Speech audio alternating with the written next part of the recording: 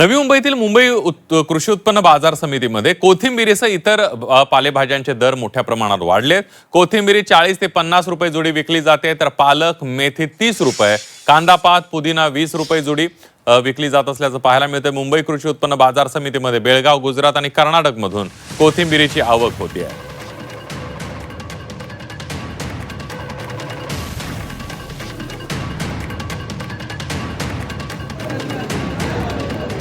आवक आणि जावक याच्यावर भाज्यांचे दर ठरत असतात। आज कोथिंबिरीची आवक ही गुजरात राज्यामधून कर्नाटक, बेळगाव या ठिकाणी आलेली, त्यामुळे बाहेर लोकल मार्केटला जरी वाढलेले असतील तरी वाशी मार्केटला कोथिंबिरीचे दर तेवढे वाढलेले नाहीत।